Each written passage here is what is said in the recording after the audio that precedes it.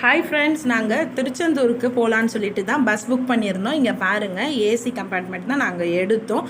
சூப்பராக இருந்துச்சுங்க. எங்களுக்கு வந்து ரெடில்ஸ்லேருந்து திருச்செந்தூர் பஸ் இருந்தது. இதுதான் வந்து எங்கள் கம்பார்ட்மெண்ட்டு. ஸ்லீப்பர் கோச் தான் நாங்கள் புக் பண்ணியிருந்தோம். திருச்செந்தூரில் வந்து நாங்கள் பௌர்ணமி முன்னிட்டு சாமி தரிசனம் பண்ணலான்னு போயிருந்தோம். பாருங்கள் எவ்வளோ கூட்டமாக இருந்துச்சு. நைட் ட்ராவல் பண்ணி நாங்கள் காலையில் வந்து திருச்செந்தூர் வந்தாச்சு.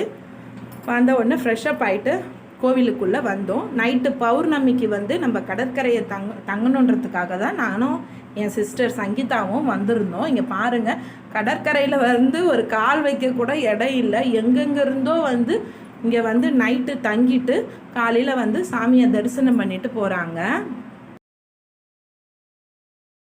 நைட்டு நம்ம கடற்கரையிலே படுத்து எழுந்து இங்கே பாருங்கள், சாமியை வந்து தங்கத்தேரில் வந்து கோவிலை சுற்றி கூட்டிகிட்டு வராங்க. இங்கே பாருங்கள், முருகரை நீங்கள் தரிசனம் பண்ணிக்கோங்க. நான் ஃபஸ்ட் டைம் வந்து இந்த தங்கத்தேரில் வந்து முருகர் வந்து கோவிலை சுற்றி வர்றதை வந்து ஃபஸ்ட் டைமாக பார்க்குறேன் திருச்செந்தூரில்.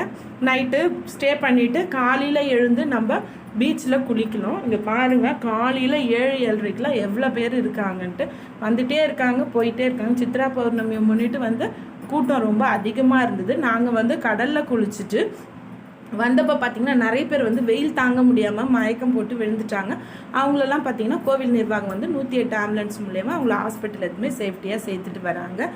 நிறைய வந்து எப்படி சொல்கிறதுன்னா, எங்கேருந்தோ பெங்களூரு, கர்நாடகா அந்த மாதிரில இருந்துலாம் வந்து இங்கே நம்ம முருகரை தரிசனம் பண்ணிட்டு போகிறாங்க.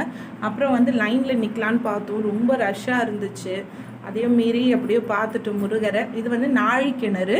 கடலில் குளிச்சதுக்கப்புறம் நம்ம நாழிக்கிணறுல குளிச்சுட்டு நம்ம முருகரை தரிசனம் பண்ணலாம்.